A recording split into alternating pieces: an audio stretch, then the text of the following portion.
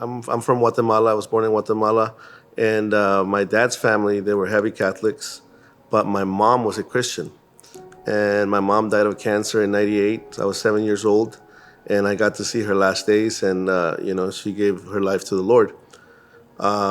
After my mom died, I kind of felt lonely because I grew up without my dad. My dad and I have a good relationship, but at that time, we were not. It was not a close relationship. I did not know my father up until 1999. I think for me, what happened in my childhood, I went to catechism, I did all that stuff, so I understood God existed and I believed it, but I was lost with the relationship part. As I grew older, I kind of just lost my way from it, so I kind of just stayed away from religion and Jesus. I knew he existed. I felt it in my heart, but I didn't know much more.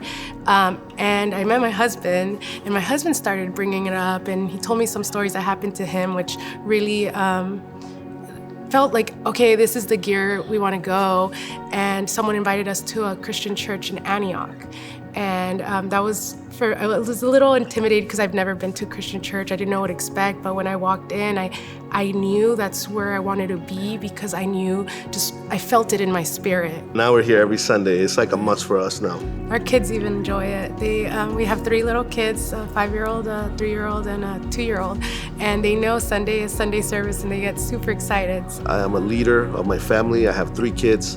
And for me, those 3 kids mean a lot. And I understand that if I do not have God with me, then I'm not gonna pass it on to them. My 5-year-old, I do mornings with him, and now he knows his morning routine is prayer, affirmations, and then worship music, and he loves I Will Follow. So I think for me, that's been something where I've seen God and Jesus work in our life because of the transformation in them, and seeing my children be very faith-based Christian children versus a year and a half ago probably not really understanding what or who Jesus was.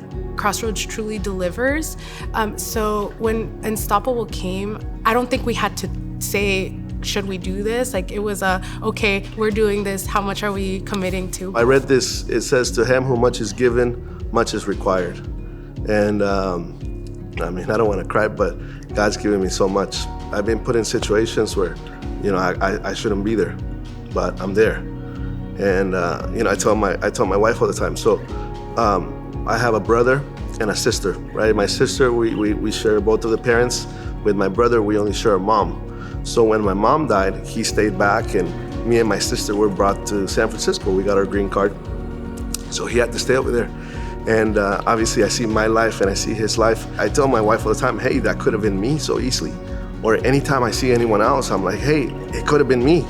You see a homeless guy out there or a drug addict, it's like, hey, that could be me right there. So, I just thank God for everything that I have and everything that he's given me, because I consider God my provider and the provider of my family. When I do good, I can't turn my back and say, well, it's me. Because when times could be tough, I'm on my knees praying. So whenever I'm doing good, I just want to give back. And I know God's watching me, and I talk to God all the time. I know that what this Unstoppable can bring a lot of light into the darkness. And I've lived it. I've lived a lot of that. So I see the impact it can have on someone.